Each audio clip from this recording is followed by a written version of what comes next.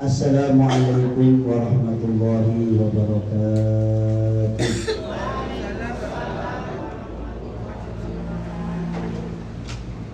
Innal hamdalillah nahmaduhu wa nasta'inuhu wa nastaghfiruh wa na'udzu billahi min shururi anfusina wa min sayyiati a'malina may yahdihillahu fala mudilla lahu wa may yudlilhu fala hadiya lahu. A'udzu billahi minasy syaithanir rajim. Bismillahirrahmanirrahim. Wa ma kana al-mu'minuna liyanfiru kaffah falawla nafara min kulli firqatin minhum ta'ifatun liyatafaqahu fid-din wa liyunziru qaumahum idza raja'u ilaihim la'allahum yahdharun. Wa qala aidan alam nashrah laka sadrak wa wada'na anka wizraka alladhi anqadha dhahrak wa rafa'na laka dhikrak fa inna ma'al usri yusra fa idza faragta fansab wa ila rabbika farghab.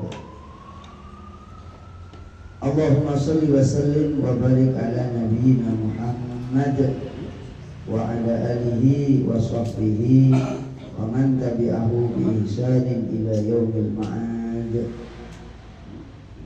Amma ba'du. Bapak Ibu yang berbahagia, yang dimuliakan Allah Subhanahu wa taala. Alhamdulillah wa syukurillah atas limpahan karunia dan nikmatnya yang Allah berikan kepada kita sekalian, khususnya nikmat iman, Islam, dan nikmat thalabul ilmi yang Allah berikan kepada kita sekalian. Hadirin jamaah yang dimuliakan Allah Subhanahu wa taala. Kemarin Bismillahirrahmanirrahim. Kemarin kita libur karena saya ada ada halangan sedikit, ya, yaitu permohonan dari sahabat untuk mengikuti acara Khatmil Quran, maka kemudian kami liburkan. Tapi alhamdulillah Ustaz Dwi menggantikan saya.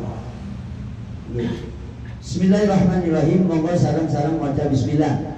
Bismillahirrahmanirrahim. Semoga yang hadir dalam majelis ilmu ini senantiasa diberikan sehat walafiat, panjang umur, barokah, dimudahkan rezekinya, dikabulkan hajatnya, dijauhkan dari bala musibah, anak cucunya menjadi orang-orang yang barokah. Al-Fatihah. A'udzubillahi minasyaitonir rajim. Bismillahirrahmanirrahim. Alhamdulillahirabbil alamin. Iyyaka na'budu wa iyyaka nasta'in.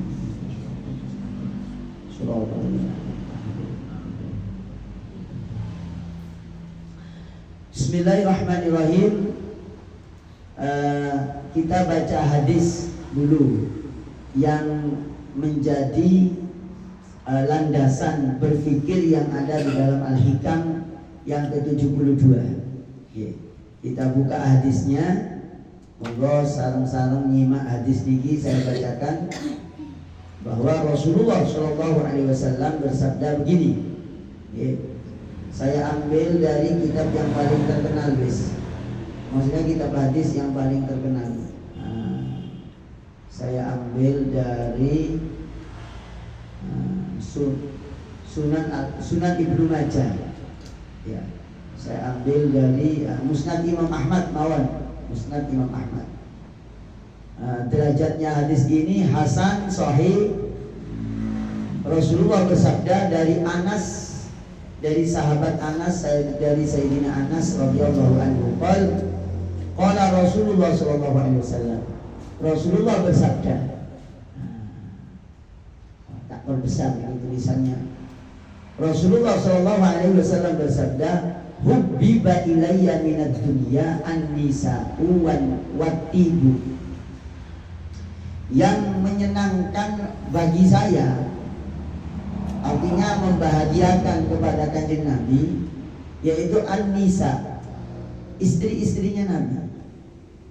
Jadi istri-istrinya Nabi itu menyenangkan kepada Kanjeng Nabi, membahagiakan, membuat tenang, itu istri-istrinya Nabi. Berarti, mohon maaf ya, ini tidak berarti saya nyinggung ibu-ibu, ya enggak. Istri-istrinya Nabi itu nihil cerewet, ya, ini ya, nihil komplain, nihil ngartilo, nihil semuanya. Itu istri-istrinya Nabi. Okay. Watibu dan parfum. Kanjeng Nabi itu suka pakai parfum. Okay. Jadi, ini termasuk sunnah Rasulullah ini. Kemana-mana dibawa misalnya. Nah ini. Jadi Rasulullah itu kemana-mana bawa parfum. Intinya pakai parfum. Senang.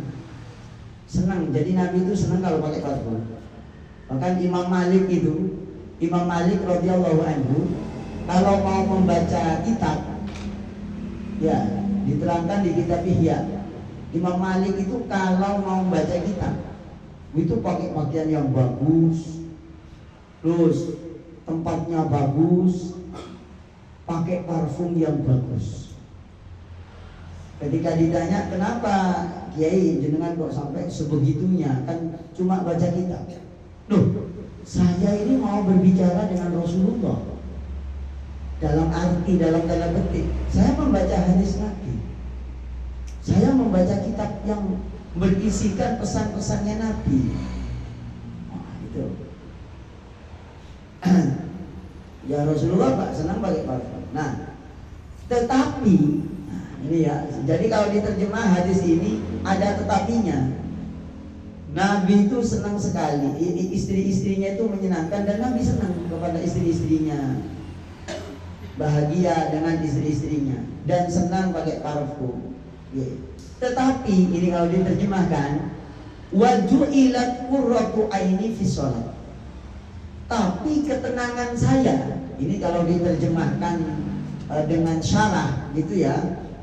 Tapi ketenangan saya itu fi sholati, ketika sholat. Nabi senang bertemu istrinya, senang istri-istrinya menyambut, senang. Kemudian pakai parfum, senang. Ngurusi urusan di dunia ya senang Kanjeng Nabi. Tapi yang paling menenangkan Kanjeng Nabi itu adalah sholat. Ini kalau saya tanya ibu-ibu dan bapak-bapak ini, yang paling menenangkan itu sholat apa duit atusan? Dua-duanya pret. Lihat sholat gak gitu. Iya.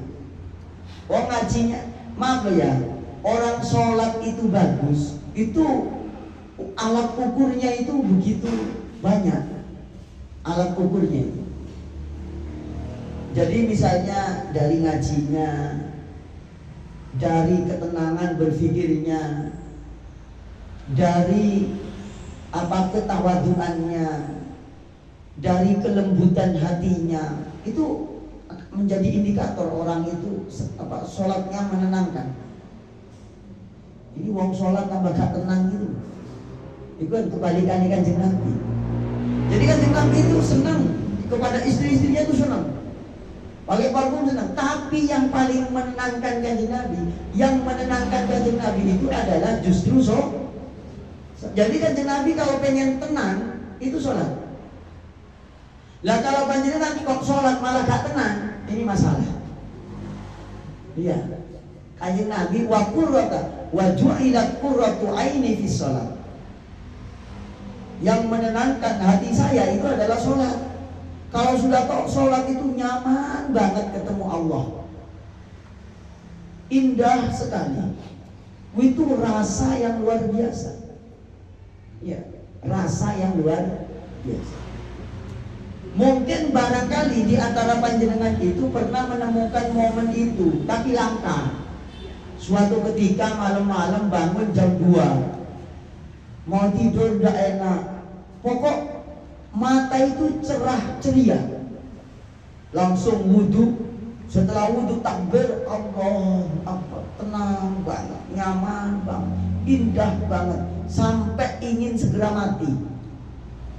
Males dengan persoalan dunia, melelahkan.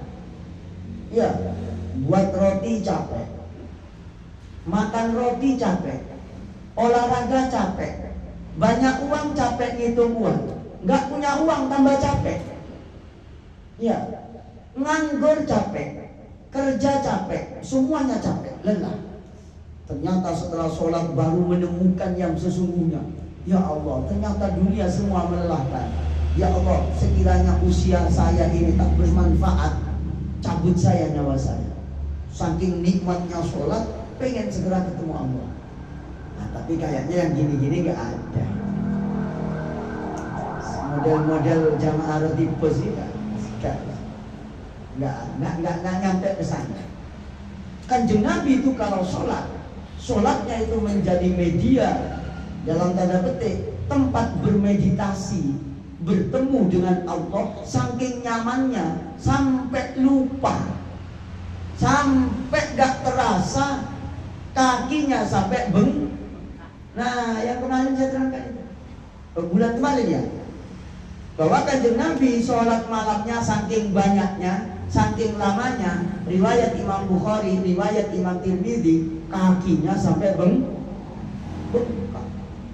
Ya Allah, itu adalah efek rasa cinta. Efek rasa cinta. Ya, saya selalu membuat contoh yang paling sederhana adalah manten anyar, pengantin baru itu. Semalam nggak ngantuk, ngobrol terus. Yuk, ayo, siapa yang pernah manten baru? Pak Huda ya, Pak Huda. Iya. Iya. Kenapa kok nggak capek semalam? Karena rasa cinta. Ya apa? Sholat kita itu seperti pengantin baru ya apa caranya? Ya apa caranya? Sholat seperti menikmati indahnya pengantin baru.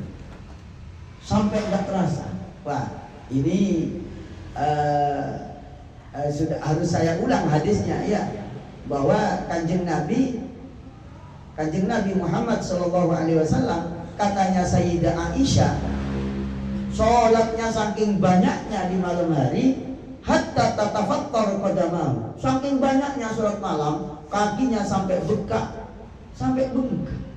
Maka katanya para ulama, boleh beribadah berlebihan asalkan bukan dengan landasan bosan, tapi landasan karena terlalu cinta dan senang. Karena terlalu cinta dan senang, akhirnya ibadahnya sampai seperti itu. Ini keterangannya. Akhdul insan ala nafsihi bisyiddah fil ibadah wa in adarra dhalika fi badanihi idza lam yufdi bihi ilal malal. Ya. Kita beribadah boleh ekstrim, bahkan sampai membahayakan fisiknya.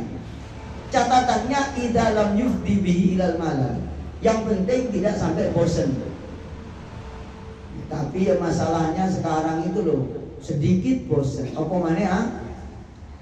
Iya, sedikit aja bosan, apalagi banyak. Apa masalahnya? Di hatinya tidak ada rasa cinta. Belum terbentuk rasa cinta. Di dalam hatinya tidak ada halawatul iman, tidak ada manisnya rasa iman. Nah, sekali lagi saya selalu membuat contoh pengantin baru. Pengantin baru itu semalam sing dientuti, sing diikat-ikat. Iya. Maaf lo ya. Pengantin baru sampai ninjak-ninjak lo, sing diinjak, sing ditempeleng, sing macam-macam. Tapi tidak terasa semalam, 2 malam, 3 malam, 4 malam, tak terasa. Kenapa? Ada rasa cinta. Lah kanjeng Nabi itu sholatnya itu penuh dengan rasa cinta, sampai fisiknya, sampai kakinya bengkak, saking lamanya, saking banyaknya sholatnya. Riwayat Imam Bukhari. Sehingga kata para ulama, nggak apa-apa orang ibadah ekstrim itu, sampai membahayakan fisiknya nggak apa-apa. Yang penting nggak bosan, penuh dengan rasa cinta. Buktinya siapa? Lah kanjeng Nabi. Hadis riwayat Imam Bukhari. Nah, inilah penjelasan hadis atau sebagai penegasan hadis. Kanjeng Nabi kok ibadah sampai sebegitunya? Karena kanjeng Nabi itu nyaman kalau sudah sholat. Jangan sampai kita sholat justru gak nyaman. Aduh, wis adzan rek, padahal ini si tas leyeh-leyeh. Itu gak adab kepada Allah. Ngapunten, sukul adab. Aduh, kok wis tuh, aku padahal ini turun leyeh-leyeh. Nah, itu berarti hatinya sudah dicabut manisnya rasa iman. Di hatinya sudah tidak ada rasa manisnya iman. Iman ada tapi gak manis, pahit. Kenapa? Dengar adzan subuh, aduh kok bisa subuh ya? Ini padahal tas turun. Ini padahal ini kok sudah subuh ya, padahal saya baru bangun. Dak ngomong tapi gerundel di hati ini.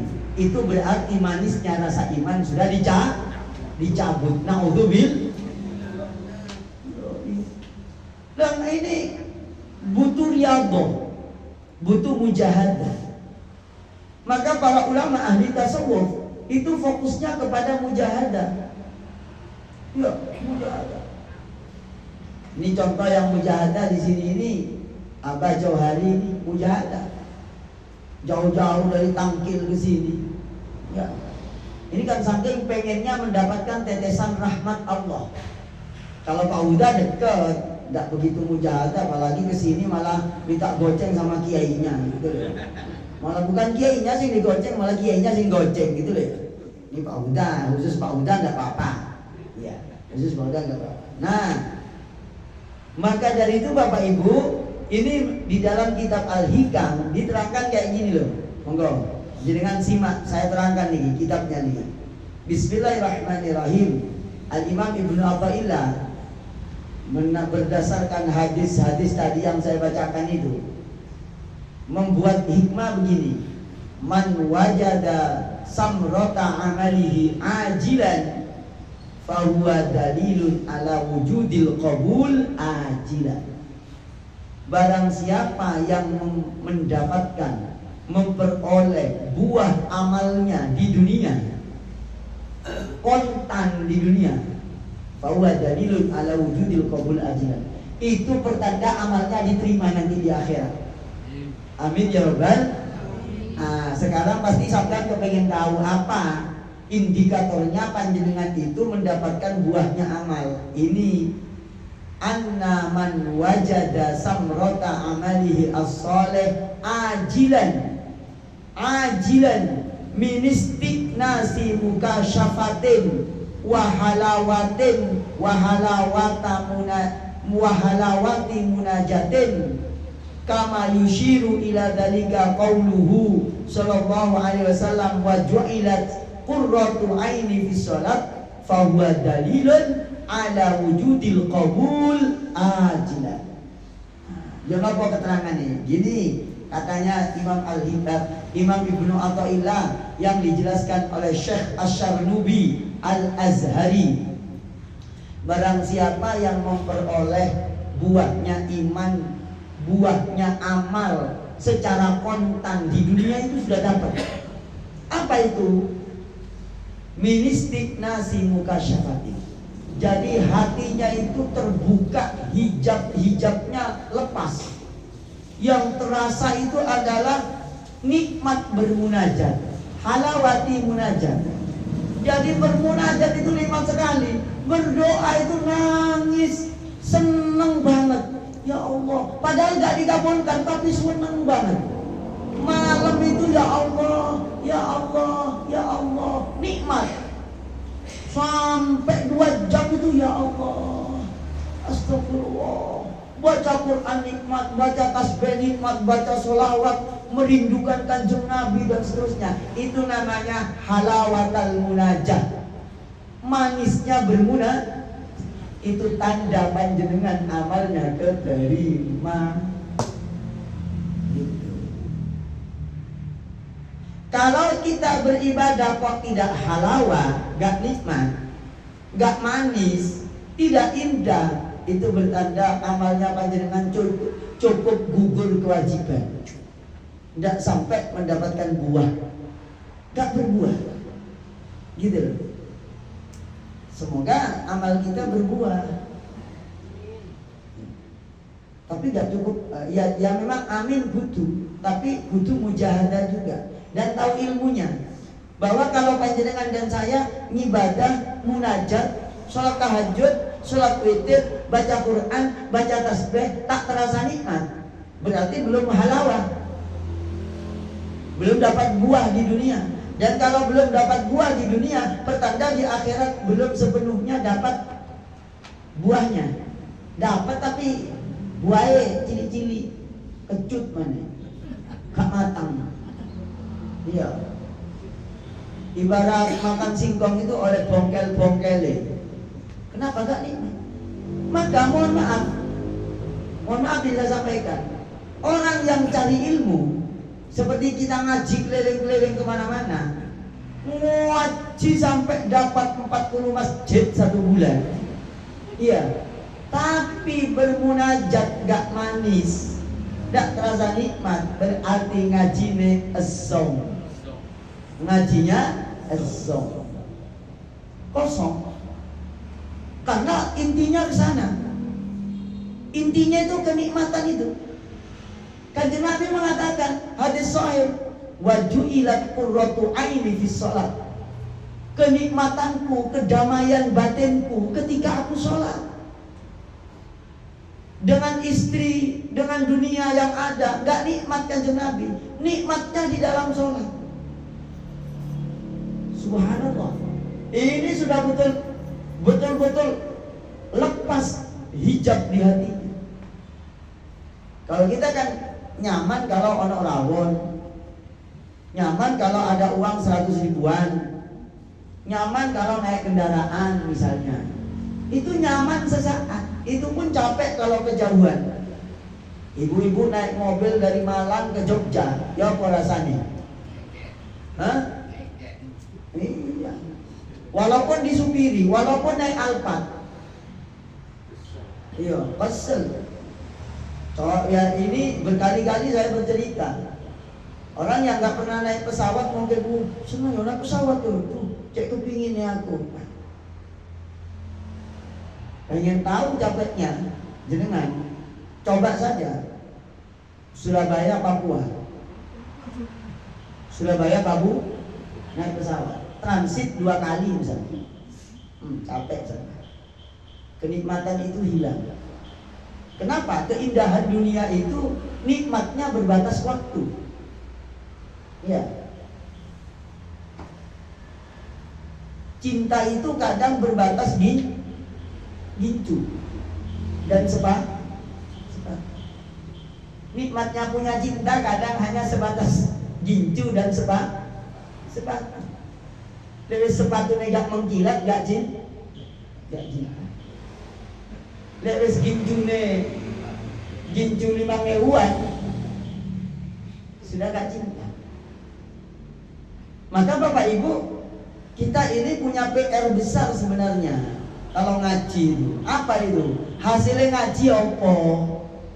Wes seneng gak sholat, wes seneng gak bermunajat, nikmat enggak panjenengan nangis-nangis kepada Allah itu? Bersolawat sampai nangis enggak? Kepingin ketemu Kanjeng Nabi, kepingin kumpul kalau Kanjeng Nabi. Lek bersolawat biasa-biasa, Allahumma sholli ala Muhammad, Allahumma sholli ala Muhammad, biasa-biasa, enggak ada rasa. Ya solawatnya, maaf loh ya, solawat remah-remah itu bukan berarti gak bagus, ya bagus daripada yang gak baca solawat. Tapi inti sarinya solawat sampai merindukan Kanjeng Nabi, sampai meneteskan air mata, sampai jual sepeda motor kepingin umroh, kepingin sholat di Raudhah. Wah, ini berarti jenengan sudah ada halawatul iman, ada manisnya ini. Nah ini nikmat terbesar di dalam dunia ini, nikmat terbesar, yaitu manisnya iman. Maka Sayyidina Abu Bakar kakinya dicopot kalajengking. Apa dicopot bahasanya? Digigit. Abu Bakar itu disengat ular dan kalajengking. Ya, di dalam gua. Ya, di dalam gua ketika menemani Kanjeng Nabi, Abu Bakar tak terasa sakit. Sakitnya ditahan sampai bajunya dirobek semua. Bajunya Abu Bakar itu sampai habis dirobek. Ini di kitabnya Imam Ibnu Hajar namanya Hidayatul Ruwat. Ya, kenapa? Terlanjur cinta ke Kanjeng Nabi, sehingga fisiknya sampai dikorbankan. Bajunya dirobek semua untuk nutup lubang-lubang di gua. Sampai habis tinggal 1 lubang. Dalam satu riwayat 2 lubang. Lalu oleh Abu Bakar ditutup dengan kedua telapak kakinya. Rasulullah tidur di pahanya, digigit ular, tidak berani bergerak, takut Rasulullah bangun. Sampai netes air mata, Rasulullah terbangun. Malaka ya Abu Bakar, ada apa Abu Bakar kok panjenengan nangis? Akhirnya beliau Abu Bakar mengatakan, ludil tuh, saya disengat ular Kanjeng Nabi. Ya Allah. Akhirnya Rasulullah SAW berdoa, ya Allah, Allahumma ja'al Abu Bakar fi darajati yaumal qiyamah. Abu Bakar, saya doakan engkau, ya Allah, tolonglah Abu Bakar engkau jadikan derajatnya sama dengan saya di hari kiamat. Subhan. Jenengan baca sholawat pernah nangis? Mohon maaf loh ya, imannya panjenengan ke Kanjeng Nabi itu diukur dengan seberapa besar panjenengan cintanya ke Kanjeng Nabi, merindukan Kanjeng Nabi, baca sholawat sampai nangis. Ya Allah. Sepertinya saya tidak tahu betul apa enggak. Sepertinya jarang kita bersolawat sampai nangis. Kenapa? Maaf, penyakitnya tidak ada rasa cintanya. Ada sih cukup iman pas-pasan. Ngapunten nggih, Iman kalau pas-pasan gak sampai nangis, Pak. Sama dengan cinta. Sama cinta kepada seseorang pas-pasan gak sampai nangis. Cintanya Pak Huda ke saya pas-pasan, ya paling ketemu cengengas. Tapi kalau cinta kepada saya sampai berlebihan, ya Allah, punya singkong sakardus digowo nang via begitu. Ustaz ngapunten Ustaz, punyanya saya cuma sekian. Bisa beli semen 1 esak. Ustaz, saya dukung pembangunan masjidnya Ustaz. Saya hanya bisa beli 1 sak Ustaz. Ini pun saya itu nabung 3 minggu Ustaz. Kenapa? Diantar sendiri ke Lawang, ke Gedangan. Kenapa? Karena rasa cinta. Jadi problemnya sekarang kita itu imannya bukan dengan rasa cinta, sebatas syariat. Syariat itu luar kulit. Walaupun itu, maaf, kita tidak mungkin tanpa kulit, harus berkulit. Kulitnya syariat. Gitu. Lalu rohnya, hatinya apa? Makrifat dan hakikat. Nah ini ibu-ibu, ngapunten nggih. Ini agak ekstrim ngajinya malam ini agar kita ngaji ini berbuah. Ngapunten loh ya, ngapunten. Saya ini bercerita. Saya kalau sudah umroh itu, yang paling membuat nangis itu, saya nangis itu kalau saya ini sudah di Masjid Nabawi, sudah ada di Babus Salam, mau ke makamnya Rasulullah dan Abu Bakar. Ya Allah, air mata tak terbendung. Ya Allah, gitu ya. Gak terasa nangis, gak terasa. Alhamdulillah kita diberi rasa seperti itu. Maka ya ini Imam Malik itu kalau baca sholawat disebut saja namanya Nabi itu gemetar. Imam Malik.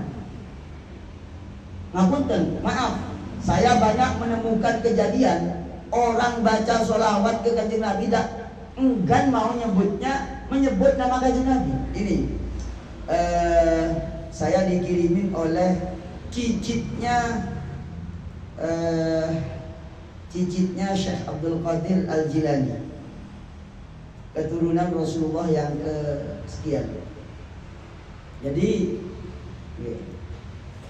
ini ya, jadi karena Imam Malik rahimahullah, Imam Malik radhiyallahu anhu, idza dzukira sayyiduna Nabi Muhammad SAW yataghayyar launuhu wa yanhani hatta yasquba ala dzalika wa yasquba dzalika ala julasai.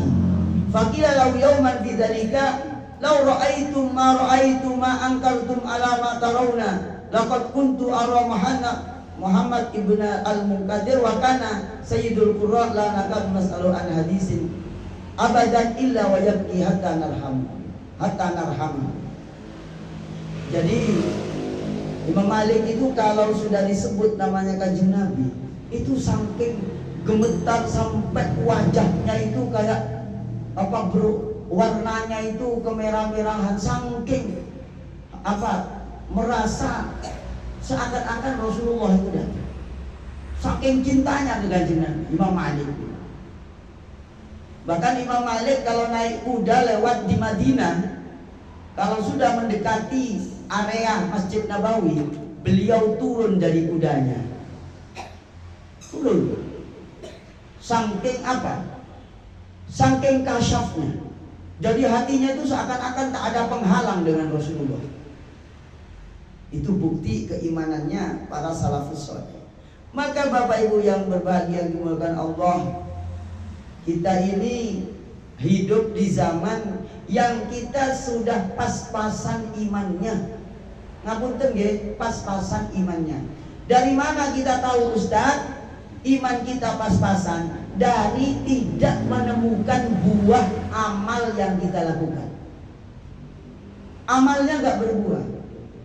Kok bisa tahu? Ya, sholat kita gimana? Doa kita munajat kita bagaimana? Munajat kita sampai berderai air mata atau tidak. Itu contoh hatinya lemes atau tidak. Nah, manisnya iman itu berangkat dari lemesnya hati. Lah hati kita mau lemes gimana? Wong WA tiap hari menghujat orang, gak akan dapat. Memfitnah orang, naudzubillah min dzalik, memfitnah, menghibah, cari keburukan orang tiap hari. Paling senang kalau sudah nemu keburukannya orang. Padahal keburukan yang dicari itu ternyata orang muslim juga. Itu berlipat-lipat. Itu akan menjadi tembok yang menghalangi kita untuk mendapatkan samratul iman. Jadi manakala orang sudah kesibukannya itu senang mendapatkan keburukan orang, itu pertanda hatinya atos, keras, dan tidak bisa ma'rifat, dan tidak akan bisa nikmat ibadah kepada Allah. Gak percaya, buktikan.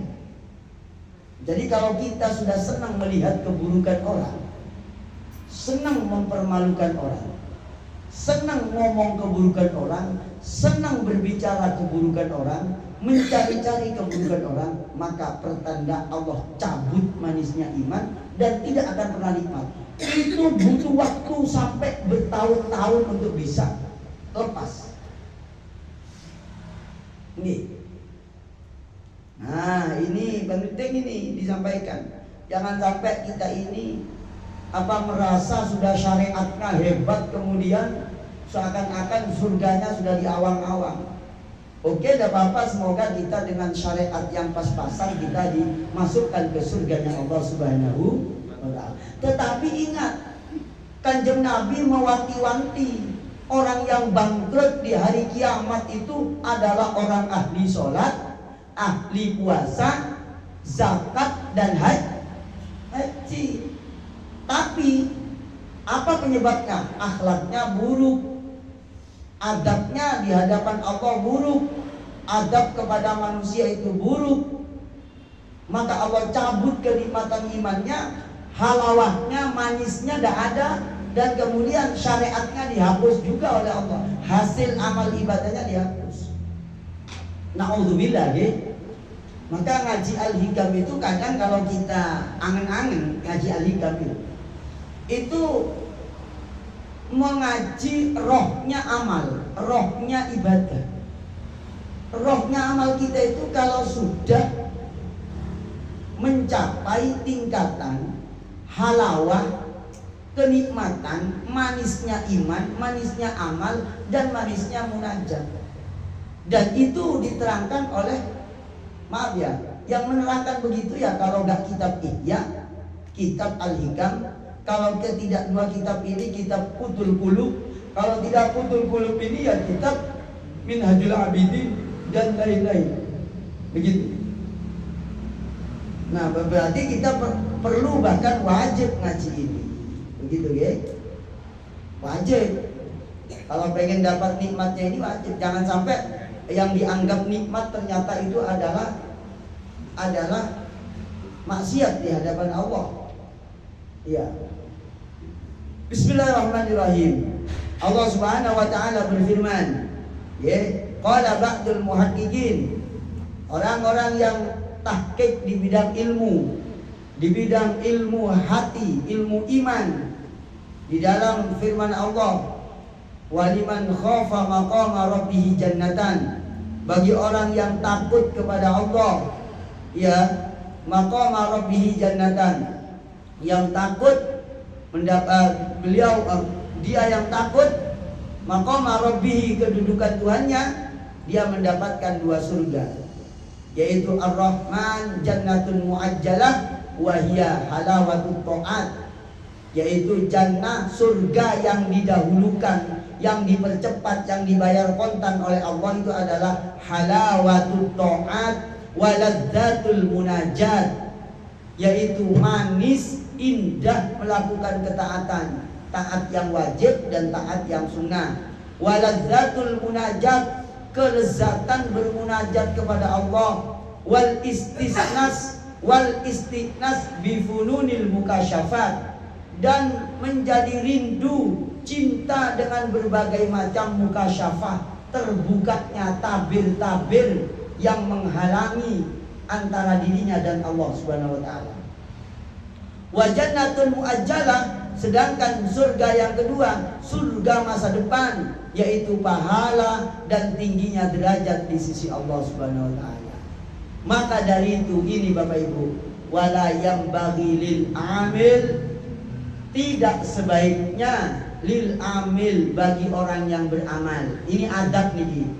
Idza wajadal halawah, kalau mendapati nikmatnya ibadah, manisnya ibadah, manisnya bermunajat, manisnya sholat duha, nikmatnya bertahajud, nikmatnya baca Quran, kok sampean dapati itu? Misalnya ayyafroha biha, sebaiknya jangan terlalu bahagia, biasa saja, syukuri kepada Allah. Alhamdulillah, alhamdulillah, alhamdulillah. Di satu sisi ada rasa takut, au yaqifa ma'aha, jangan sampai sudah dapat nikmat sholat duha, nikmat sholat tahajud, nikmat baca Quran, ternyata berhenti, tidak dilanjutkan. Waduh, saya sudah berhasil misalnya. Oh jangan, belum itu. Li'annahu fi dzahir yakunu qa'iman lillah, karena secara zahir dia itu qa'iman lillah, berada dan ada pada sisi Allah dan milik Allah. Wa fil batin inna maqama li hadhi nafsihi, kalau ada orang itu dapat nikmat, nikmatnya iman, nikmatnya munajat, nikmatnya ibadah, secara batin sebenarnya kalau dia nikmat itu adalah tetap itu kesenangan hawa nafsu. Maka hati-hati juga orang yang sudah dapat nikmat iman, jangan sampai di-share di WA. Ngapunten, rusak nanti. Alhamdulillah guys, malam ini aku tahajud mulai jam 1:30. Monggo yang belum bangun, bangunlah. Bisa itu ada hadzun nafsi, ada kenikmatan nafsu. Apa nikmatnya? Apa nikmatnya? Nikmatnya itu ketemu orang, bahwa panjenengan itu bangun jam 1:30. Loh, kita beramal soleh itu kalau ketemu orang itu ada hadzun nafsi, ada kenikmatan hawa nafsu. Orang yang gak kuat jangan sampai cerita. Apalagi puasa Senin, bukan berarti gak boleh puasa Senin Kemis, bukan berarti gak boleh ngabarkan, takut jiwanya kita gak kuat. Puasa Senin Kemis jam 5 sore itu posting kolak sate, roti bos, diposting semua. Monggo, wah, bahasanya keren. Kepada saudara-saudaraku yang berpuasa Senin Kemis, alhamdulillah, maghrib kurang 20 menit, mari kita istiqomahkan. Bahasanya bagus, bahasanya penuh dengan keikhlasan.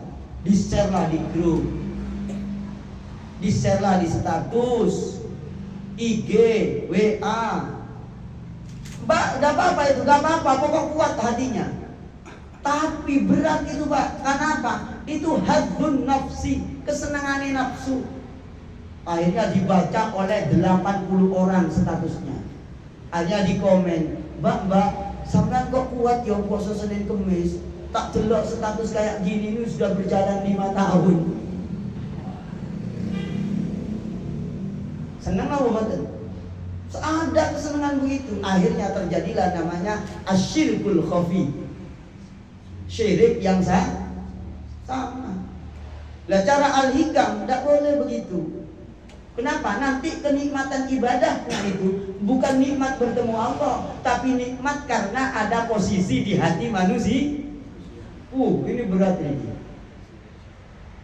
Kalau ibadah wajib tidak masalah. Ini yang sunnah-sunnah itu. Insya Allah panjenengan kalau ngaji kayak begini ini, insya Allah semakin hari semakin ketemu. Saya semakin ketemu saya semakin ketemu jeleknya. Akhirnya apa? Yang maha baik hanya Allah Subhanahu wa ta'ala. Ustaz berarti kalau anak benar ya? Ya benar, tapi ditingkatkan gitu loh. Alhamdulillah. bal la yanbaghi ayyakuna amaluhu linailiha lima fiha minal ladzat wal hadzi. Lah, juga jangan sampai keliru. Beribadah pengen dapat nikmatnya ibadah, itu juga keliru. Nikmatnya ibadah itu sekedar efek saja. Lalu apa yang dicari? Ridhonya Allah Subhanahu wa ta'ala. Nah, ternyata kalau pengen dapat nikmatnya ibadah, ciri-ciri orang diterima ibadah itu nikmat ibadah ya. Nikmatnya ibadah, lezatnya bermunajat misalnya. Nikmatnya sholat malam, nikmatnya baca Quran dan dzikir, nikmatnya baca sholawat sampai nangis. Nah, jangan sampai keliru lagi. Apa kelirunya? Beribadah pengen dapat itu aja. Akhirnya Allah tenggelam. Allah ketutupan. Ketutupan apa? Ketutupan nikmatnya ibadah. Padahal yang dicari itu adalah Allah, bukan lazatnya ibadahnya. Lazat itu kan efek saja. Nah, gitu, paham gitu? Ini roto dhuwur didik, iya. Ternyata si keliru mana wong sing oleh itu ya. Lek sampai mencari niat itu, niat jadi. Kayaknya yang paling paham Pak Haji Fadlan dan Pak Johari. Saya sampai ini. Iya. Sampai mandu-mandu saya, iya. Iya. Jadi beribadah pengen dapat nikmatnya ibadah, itu pun masih keliru karena tujuan kita bukan nikmat itu, tapi bertemu Allah. Lah, lazatnya ibadah itu efek dari nikmatnya iman kita kepada Allah. Berarti jangan sampai kita kepada Allah itu dihalangi nikmatnya ibadah, gitu loh. Paham ya? Karena apa? Nikmatnya ibadah itu bukan Allah, gitu loh. Tapi kenikmatan nafsu itu sendiri. Wah, ini dhuwur iki, Pak. Apa jeneng ini? Ya, dhuwur banget iki. Nggih, Pak Wadi, dhuwur iki. Makbot iki.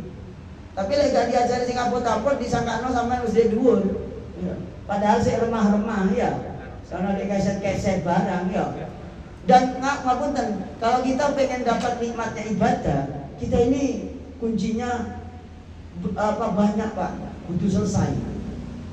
Ya. Jangan sampai kita ini senang melihat keburukan orang, mencari keburukan orang. Ya, rame-rame terus hal-hal yang buruk-buruk dan seterusnya. Itu halangan, itu nggak bisa, sudah diputus oleh Allah sudah. Karena apa? Karena hatinya sudah kotor duluan gitu ya. Wa dzalika yaqda'u fi ikhlasi ibadati wa sidqi iradatihi. Karena kalau ada orang beribadah tujuannya pengen dapat nikmatnya ibadah, berarti telah cacat keikhlasannya ibadah kepada Allah. Dan tujuannya sudah gak benar. Tujuannya kan Allah, kok nikmat yang dicari. Jadi walaupun nikmatnya ibadah itu sendiri menjadi tabir penghalang. Berarti gimana? Ya ibadah saja, dapat nikmat disyukuri, gak dapat nikmat yang penting aku rindu kepada Allah. Wah, ini nanti ujungnya itu sampai tidak ada penghalang antara dirinya dengan Allah. Maka maaf ya.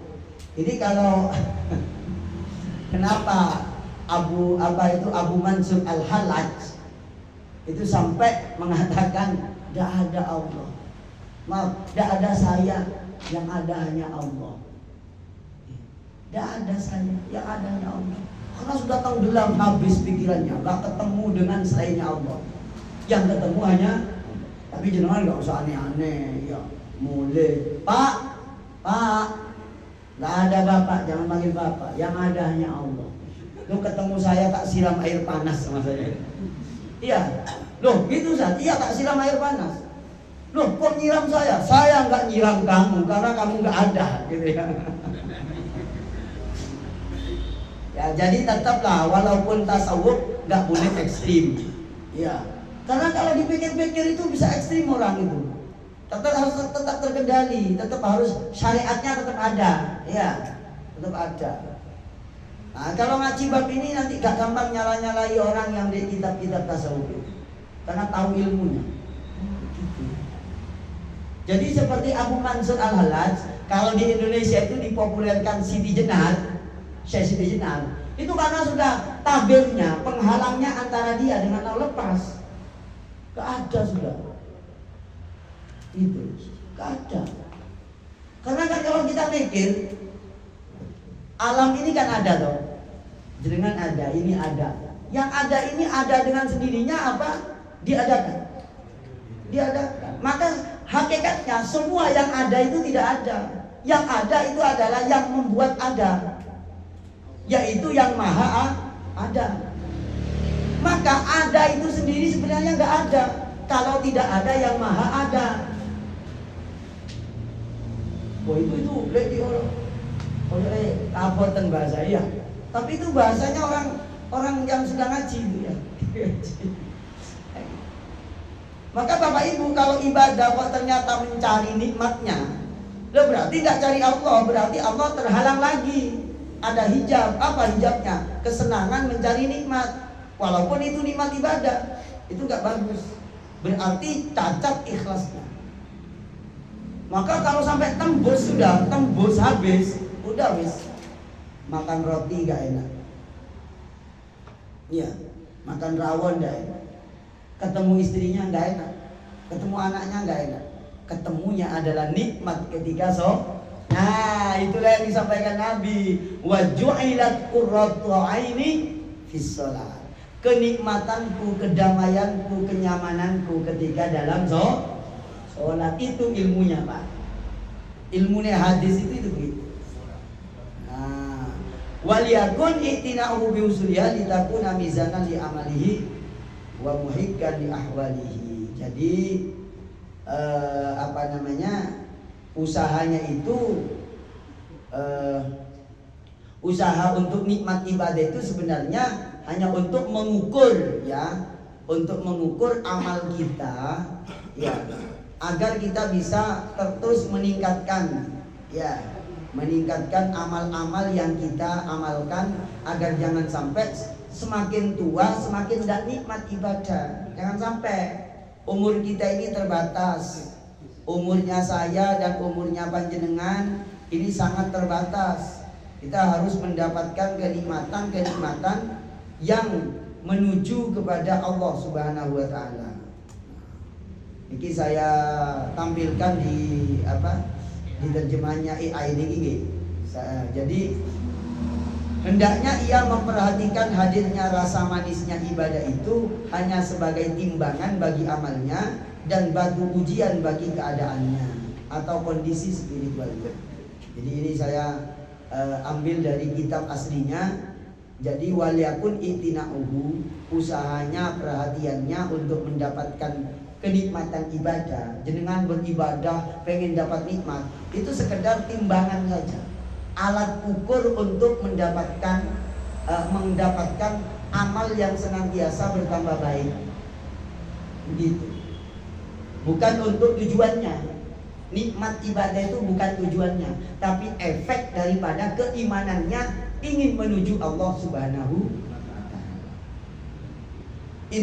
Ngaji alikam itu akan terasa kalau kita ini sudah wafat. Kalau sudah wafat baru tahu, ternyata ini ya alam yang diceritakan oleh alikam. Akan lebih bagus alam itu terasa sekarang. Kalau terasa sekarang itu akan lebih bagus. Sehingga kita ini sudah mulai menghilangkan penghalang-penghalang itu. Kita masih dihalangi banyak hal. Kalau saya dihalangi sekolah belum selesai. Dihalangi apa? Masjid belum selesai. Masjid itu bukan tujuan, masjid itu cuma alat saja. Tujuannya saja ridhonya Allah. Terus apalagi pengajian, itu penghalang itu. Ya, penghalang. Maka kalau tidak bisa menimbang, tidak bisa mengukur ini penghalang apa tujuan? Nah, ini alat apa tujuan? Nah, ya pengajian ini alat saja, bukan tujuan.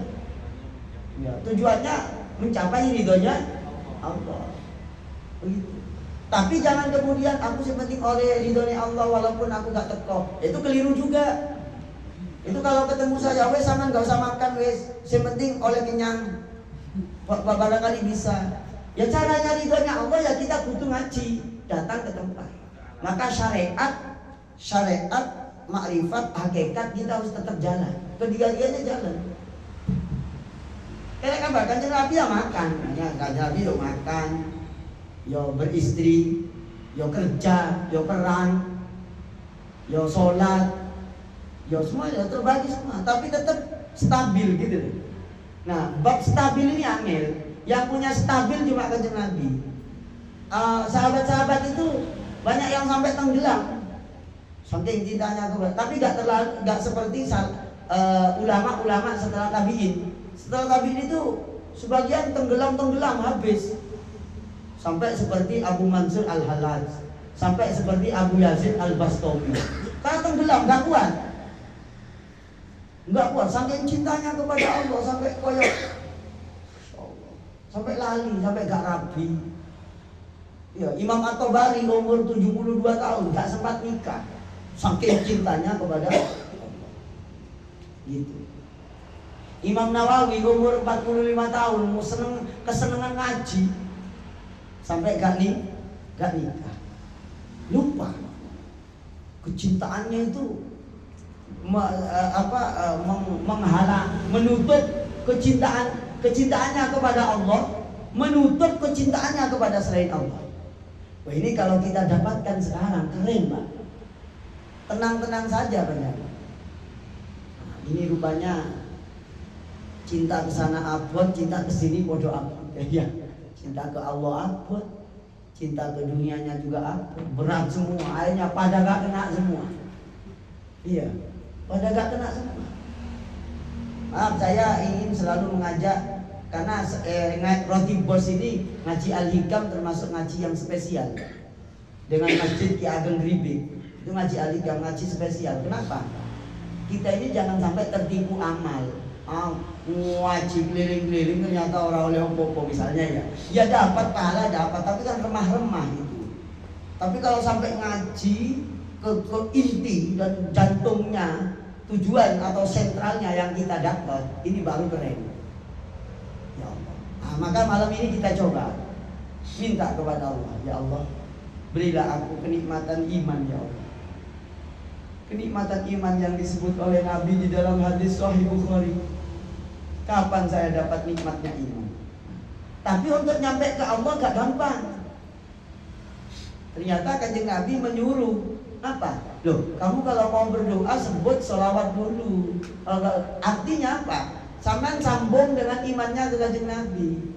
Nah, nanti kalau sudah muncul kerinduan ke Kanjeng Nabi, ya Allah, betapa indahnya kalau saya ketemu Nabi walau dalam mimpi. Tapi jangan sampai nanti dapat mimpi, aku mimpi Kanjeng Nabi, cerita-cerita di WA, gagal sampean. Udah nggak usah mimpi Kanjeng Nabi kok cerita di WA, nanti dikira keramat sampean. Akhirnya orang datang ke rumah sampean bawa gula sekilo, bawa tambah menjadi. Sebulan berikutnya ngomong mimpi Nabi lagi. Akhirnya memamer-mamerkan keramatnya. Yang begitu tuh gak keramat sudah, karena sudah dipamerkan.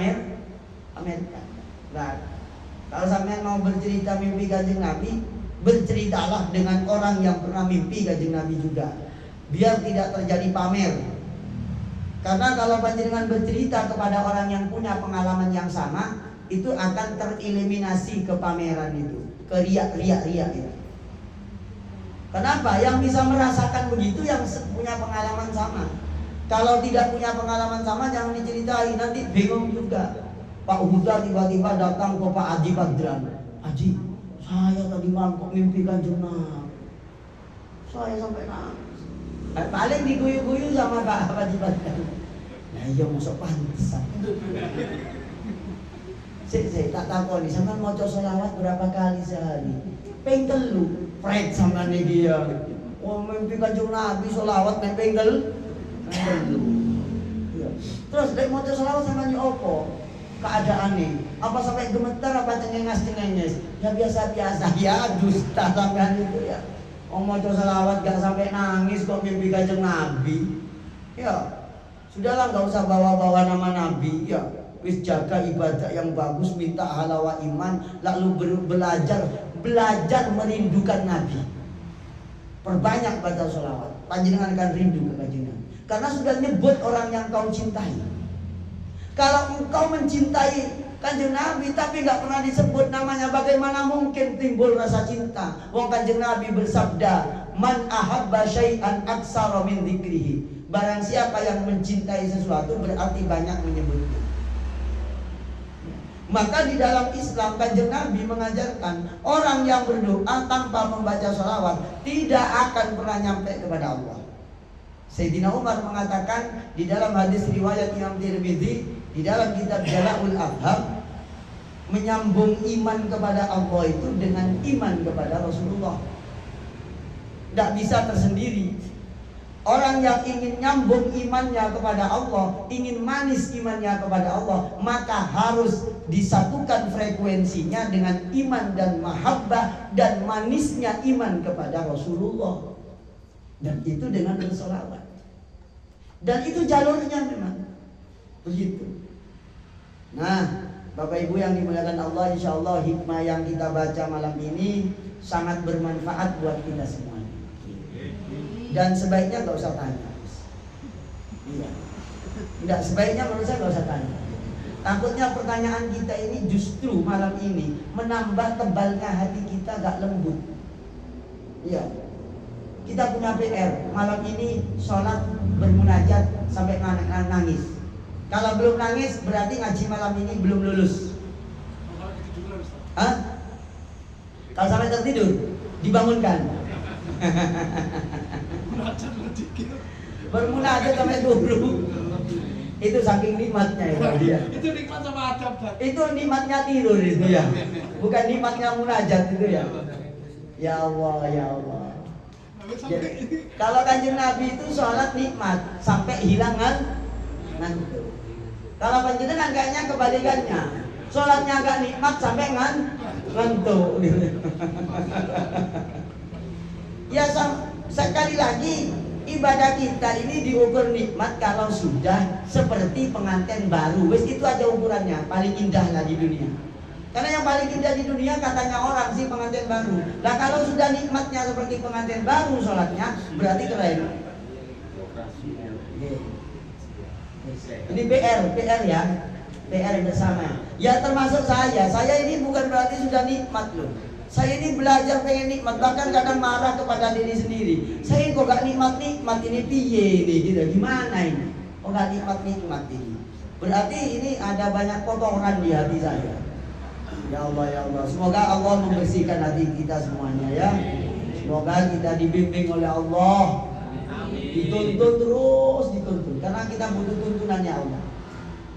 Dan dimudahkan kita untuk taat kepada Allah. Nikmat munajat kepada Allah. Semuanya yang ngaji online oleh Allah Subhanahu wa taala diberikan kenikmatan dunia akhirat lahir dan batin. Amin ya rabbal alamin. Ini ada pertanyaan, Ustaz, apa hukumnya bagi orang yang bekerja bank? Tolong jawab dengan saya, aku ingin tahu. Ini bukan minta jawaban, ini nodong ini ya. Hukumnya bank, hukumnya kerja di bank konvensional itu ikhtilaf antara ulama. Menurut sebagian ulama gak apa-apa, menurut sebagian yang lain haram. Ya, dipilih saja. Nanti cari di internet, aja lah ya biar gampang. Fatwanya Sayyid Tontowi Mesin. Sayyid Tontowi Mesin. Ya, Sayyid Tontowi Mesin. Itu baca itu fatwanya beliau. Ya. Di Indonesia baca fatwanya Muhammadiyah, fatwanya MUI dan fatwanya Nahdlatul Ulama. Nanti cari yang membolehkan, yang kalau mau ikut yang membolehkan ya ikut fatwa yang membolehkan. Dengan syarat tentunya ya. Kita baca Fatihah, Al-Fatihah.